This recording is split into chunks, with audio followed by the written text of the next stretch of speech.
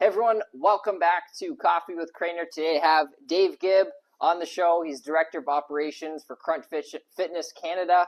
Has been in the fitness industry for quite a while and is quite the athlete and works out a ton. A lot of triathlons and was it 100-mile walks or runs? Not 100-mile runs, but it's bike. Bike. Yep. Yes. So very, very active. To start off the show, where's your favorite place for coffee? My favorite place for coffee is probably Flow Cafe and Bikes in Amherstburg. That is a quaint little bike shop, and it's my two favorite things: looking at bikes, looking at bikes, and having a coffee. And they're a local shop that opened about 2 years ago, and they've done a great job supporting the biking community in Amherstburg for sure. So, and you must have a lot of bikes then. I think on my last count, I just went down to 7. I just sold one, so I had 8. Okay. So I'm now at 7. So, why so many bikes? Well, I live in Knoxville, Tennessee, as well as Amherstburg. So rather than fly back and forth with bikes, if one goes I have down, one of each, got it back and then I have 2 mountain bikes, 2 road bikes, 2 gravel bikes, and then 1 triathlon bike. So and all have a different purpose. Is the story I tell my wife. Okay, so, I'm sure. Yeah. Wheels are a little bit wider, different tread. Yeah, different purpose. This is on the greenway. This is on the road. This is my race bike. So, yeah. How did you get into biking and triathlons and Ironmans? Well, years ago, probably before you could remember, the Hawaii Ironman Championship is annual. And back in the day, before there was streaming video, they used to do a replay on a Saturday on ABC Wild World of Sports in December when there's nothing really else going on. And I can remember as a little boy watching it, and it would be like the heat of the lava fields and watching. They do a really good job of telling the story. And I remember thinking, I want to do that one day. Like I was maybe 10 or 11. I said, one day I'm going to cross that finish line and hear, Dave Gibb, you are an Ironman. Yeah. And I was always somewhat fixated on that. Yep. Lost my way a number of times over my life, and then somewhere around 30, when I had my first 2 children, I started to train for it. Realized swimming and biking does not work working swing shift. Plus, the girl's mom worked swing shift. Kids were 1 and 4 or 1 and 5 at the time, so I stuck to just marathoning. So I got really good at running because you can run it anytime you want. But never lost the passion. And then fast forward, my kids got older, and I got back into it at about 2018-ish, 2017 I started, and I've not stopped since. So. And with the triathlon, what's the most difficult part for you? In training or racing? In racing. Let's go racing. Yeah, in the racing, probably the bike. Okay. Just because I'm what's called a lazy cyclist. Like I don't like to push myself on the bike. I can push myself on the run because I've run way more than I bike. Yeah.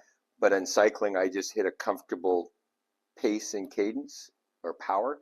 That's how you measure your output in cycling, and then I just stay there. So I haven't learned how to get better at the bike.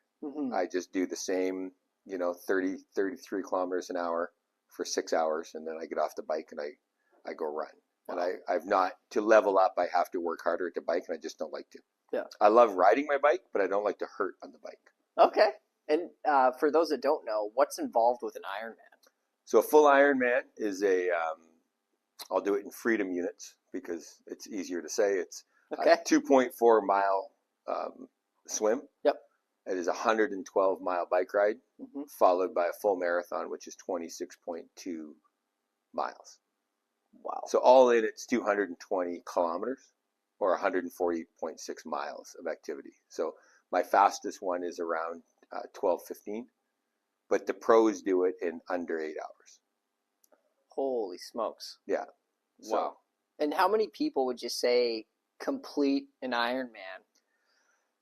Annually, there might be 10,000. They say it's well less than 1%. Worldwide. They say it's well less than 1% of the people, a population have done it. It's one of the toughest endurance events that there is. They say.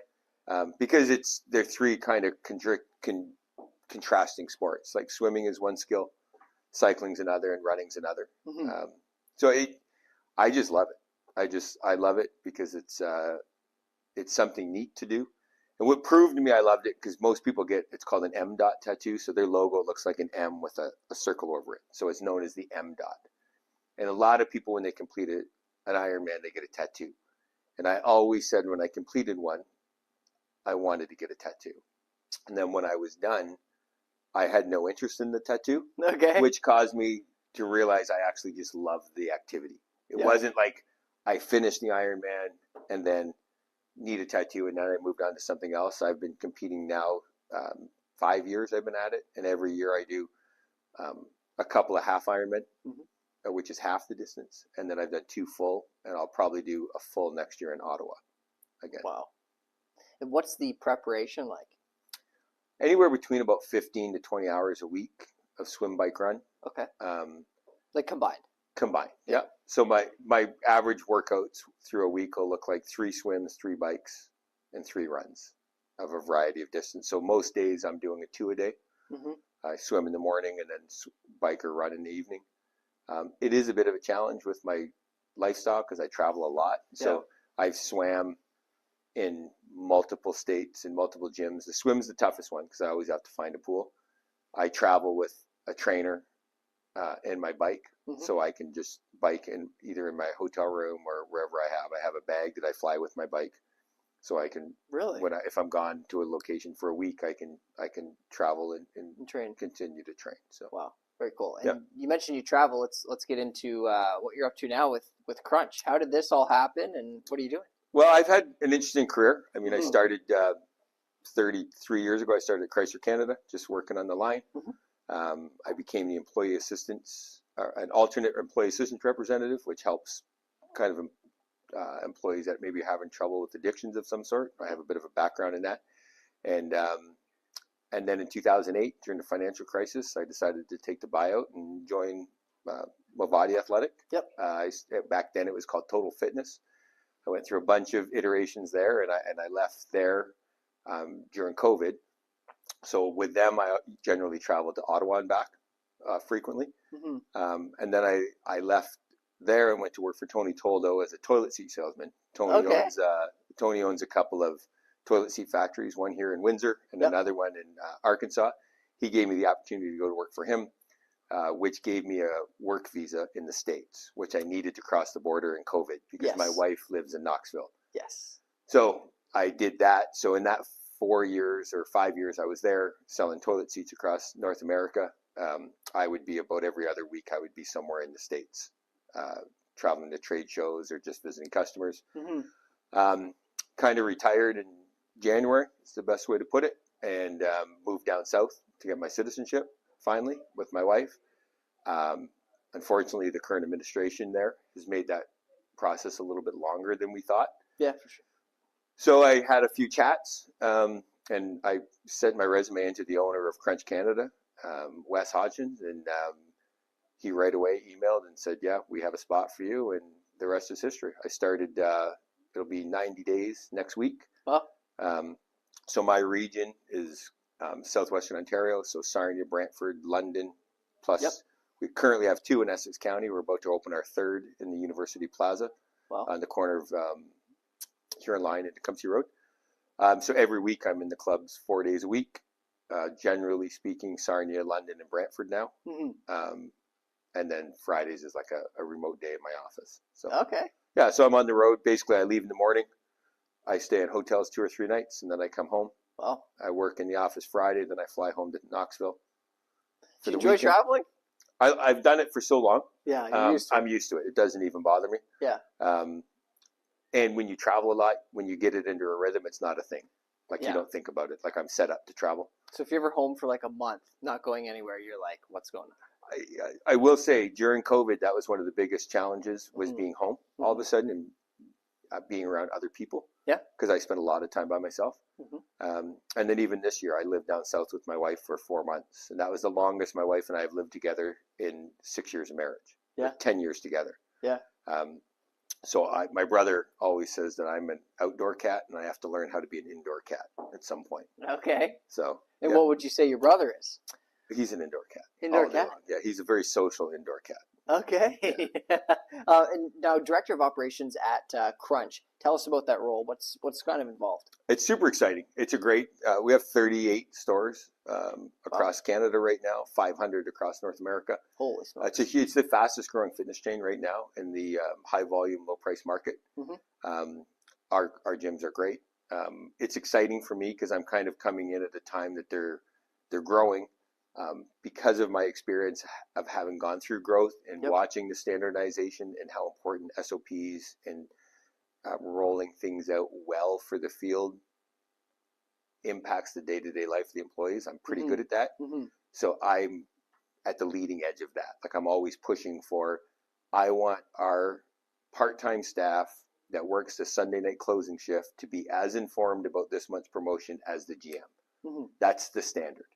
So if we're not meeting that standard, then that's a failure on me Mhm. to not push that standard. It's great. Like it's a lot of coaching. It's a lot of junior employees. We ask a lot of our employees, like they're front desk people, but they also sell as well as service. So, but I just find when you pour into young people coaching, they respond to it. I believe in very much showing them the why, Yeah. not just how to do it, but even sometimes over explaining the business. I find that's where I find my next leader is the person who gravitates towards it and just wants to grow. And an organization like ours opening, since I've only been here going on 3 months, and we're about to open our 4th club in 3 months. Wow. So It's moving fast. we move fast. So when Yes. you move fast, you break things sometimes, but we get better every time. And Yeah. like the leadership, Wes and Sharon, they just have this quest of we just want to do it better, faster than the competitors, stay ahead, and that's the pace we move at. It's a constant drive for excellence, and it's always solution focused. We're not allowed to go with a problem without a solution. So it's fun. I'm having a lot of fun. Would you say your role is sales focused in a way? It's all sales focused. Like it's as much as it's structure and training and coaching. The gym business, just like most businesses, but the gym business in particular, is a sales focused business. Like if at the end of a year in a mature club in almost any gym, if you grow by 100 net members by the end of the year, that's a pretty good year in a mature market. So like that's a lot of work to get 100 new members. So you can either sell more or you can keep more. It's a lot easier to keep more, but that's the retention's the retention is how well do we treat them? How well do we onboard them? How well do we connect you to the product in the first 30 days? Yep. Those are the constant questions that we're asking ourselves is, we kind of have a saying that if I leave the building without knowing 5 more people than I did walking in, then I failed as a leader today. Because there's a lot of people in the gym. And if I'm not talking and trying to meet the new person, then how am I connecting them to their fitness journey? Very true. Very true. And because of my own life, I've been fit, I've been very unfit, and gone back to fit, and gone to unfit, then back to fit. I know the cycle of how hard it is to stay connected to a journey of change. Yeah, absolutely. And it's super important to me that we give that same experience to our members. So. Well said. And for you and your brother as well, Chris, who was on the show, you're both in sales. So did you learn the art of selling from parents growing up from a young age? Like, where did this desire to sell come from, would you say? Again, I never sought it out. Yeah. I started out in the fitness industry. I was a group fitness instructor. 5:30 in the morning, I taught 4 classes. And when Chrysler's went bankrupt back in 2008-ish, I had started to be a personal trainer, just 1 or 2 clients. And the manager at the time, a woman by the name of Barb DeCook, I went through a fitness consultation. And she said, "How would you like to do my job?" I said, "I don't even know what you just did."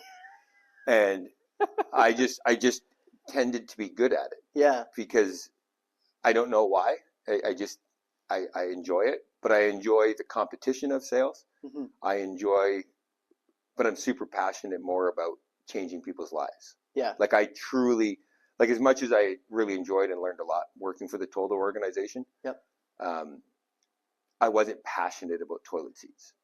It was a very B2B, long sales cycles.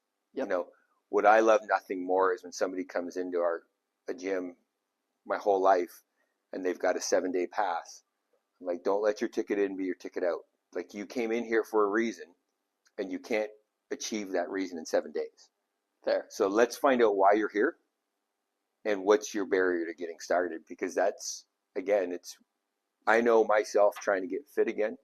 I had become so accustomed to letting myself down. Mm-hmm. That was easy, but not letting somebody else down was harder. Yeah. And I can remember when I first joined the gym, 2000-ish, and I was, I quit smoking. I was 60 pounds overweight, and just leaving the gym in the morning, a woman by the name of Claudette was at the front desk, and she'd say, "See you tomorrow, Dave."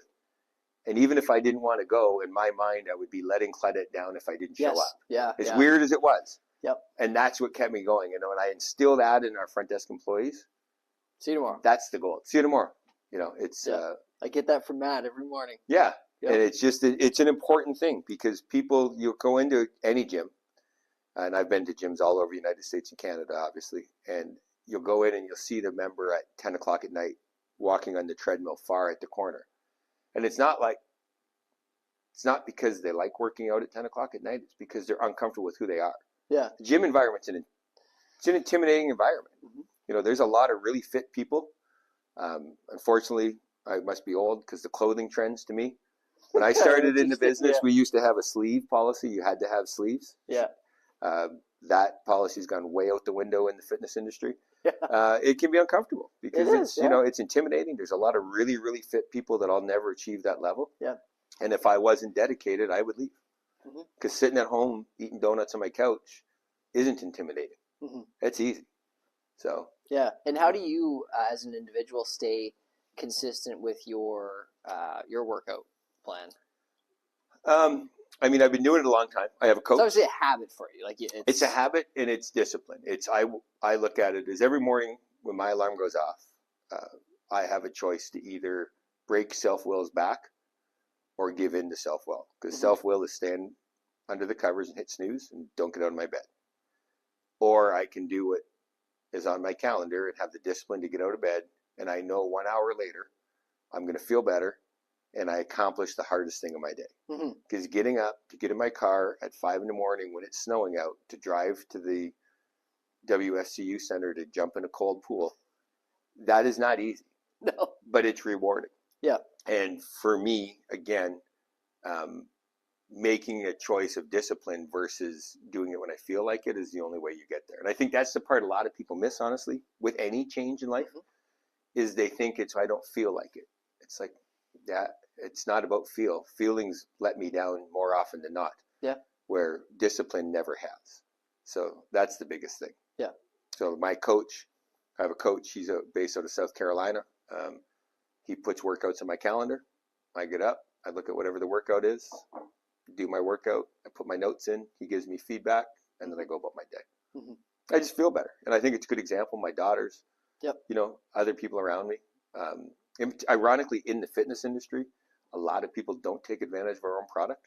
Yeah, I'd say that. Yeah. Because you're in the gym a lot, and it's hard to shut off that you're working. Yeah. So I think I set a good example for a lot of the younger guys that I see. That was me 15 years ago in the fitness industry that aren't taking care of themselves because they're working, 12 hours a day. I like to set the example. There's no excuse. You just get up an hour earlier. And aside from the outfit change that we're all noticing in the fitness industry at the clubs, looking back at your time with Total Fitness, Movati versus Crunch now, how has the fitness industry changed in your opinion? Well, I will say that in my experience, the fitness industry changed from, it used to be the more cardio equipment you had, that was really exciting in the gym. Cardio, everybody wanted to do cardio. Now it's HIIT training. People like to have turf. They like to have a lot more. High rocks is a big push. CrossFit. So all of our gyms, we have Olympic lift platforms. We're building all of our new gyms with big turf, with sleds, with a non-traditional push-pull. I think CrossFit did a really good job of getting people to understand that everyday movement is not doing bench presses and squats. It's picking up a medicine ball and moving it up here mimics picking your child up. Yep. And help to put them on the top bunk. Yeah. Like that is a movement that traditional gym machines didn't allow you to get stronger at. Yes. I think that's been the biggest trend. Classes has been another thing. Mm-hmm. Some of the other gyms, Good Life and Movati, they were leaders in the fitness boutique class space. Mm-hmm. Now, like that is standard in our gyms. Like the lower cost model, which we are, we now have one of our memberships includes all of your group fitness classes, HIIT training, because we've recognized you are 90% more likely to maintain your membership if you're engaged in either personal training or group fitness. So it used to be, and there's still some low cost models out there, not us, that just believe they don't even have somebody working at the desk. You swipe in, you go in, work out, and you leave. I mean, that's okay for some people, but it's not good for the masses. Mm-hmm. Connecting people to humans is super important. Because I know when I was a group fitness instructor, every now and again I would have to sub in for a woman, Leslie, if she could make her class. And as soon as I'd walk in, I'd hear the people groan, or I'd actually see some of the participants leave because they loved her style. They were a member of that gym because of her. And I had members of the gym because of me at 5:30 in the morning. And you make a huge impact. Absolutely. On people. And that's the biggest change, I think, is recognizing that we have to meet people where they're at in their fitness journey and evolve constantly. And we just put in Hyper Ice. So the Normatec boots, we just put that in as a relax and recover amenity in our clubs, which is, again, it's meeting people where they're at rather than saying we have it all as long as you want to do these things. So it's constantly evolving. Well said. Yeah. No, it's for me, like you said, like the front desk people are everything, the human connection. And I do think, the type of fitness is changing. Like it's always changing. Like cold tubs are a trend, right? Like, sauna, infrared sauna. It seems to be like a cycle almost, right? And then it'll go back to dumbbells. Yeah. And I think it's tough because, the internet tells you that you should have no idea how to use any of this equipment, but you should be able to fix your body. And I always give the analogy to members that are hesitant to sign up and especially invest in personal training. I'll say, well, you wouldn't pay $30 a month to ask to go use the tools at Canadian Tire to fix your car. But basically you're saying, I've never been in a gym before. Here's my $30, but I'm going to figure out how to use this millions of dollars of equipment. Yeah. And then they fail. It's like make a little bit. There's no other real industry that people, if you take up golf, most people pay for lessons.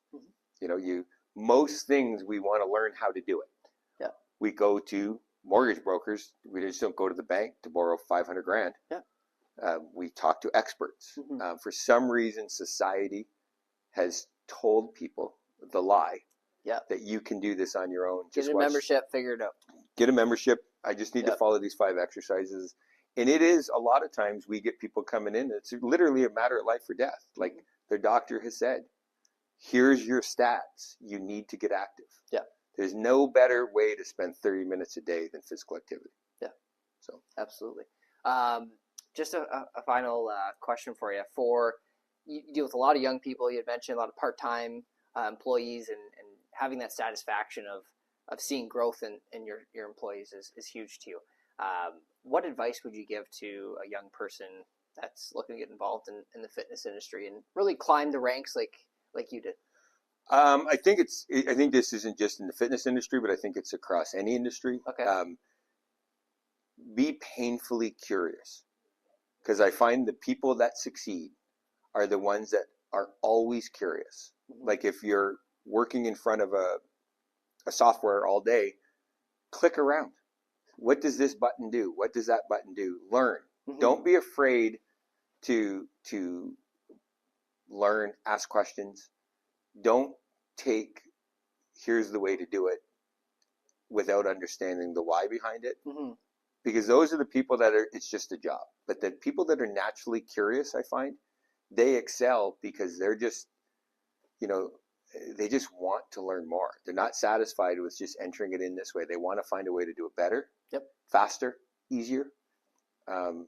That's it. And then the only other feedback I always give anybody, and I got it out of a book a long time ago, is whatever it is that you hope I don't ask you today is the only thing we should be talking about, because otherwise that becomes a barrier to our relationship.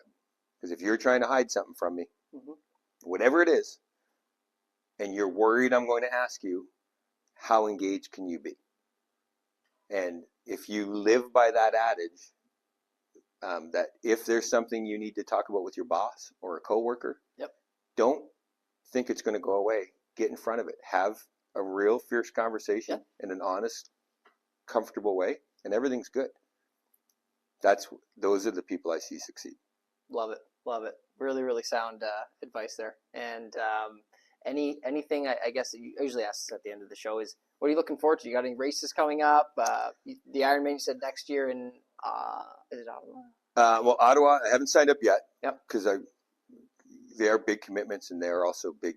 Like, it's $1,400 to register for one. So, and there's no refund policy. So I had to make sure I'm fully in on that one. They make a lot of money off of that. They do make a lot of money on that. But what am I really looking forward to is I don't have another race until next May. I'm looking forward to American Thanksgiving. I always go down with my wife and daughter.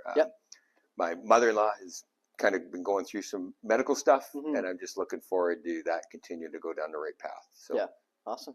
Just trusting in the path on that, and she'll get well, and everything will be good. Awesome. Well, thank you so much for your time, Dave, and to those watching, very, very interesting story and excellent advice I found. So if you're looking to watch it again, visit coffeewithcrainer.com. Thanks for being here.